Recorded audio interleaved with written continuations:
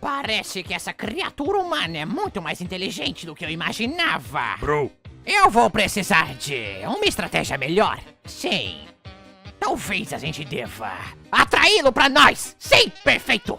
Mas o que nós usamos como isca?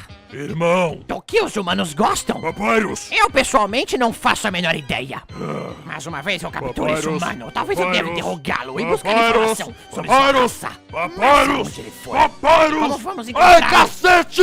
Quê? O que foi, Sans? Ele tá bem aqui. Há quanto tempo ele tá aí? Ah, não muito tempo. Tipo, sabe, o tempo todo. Sério?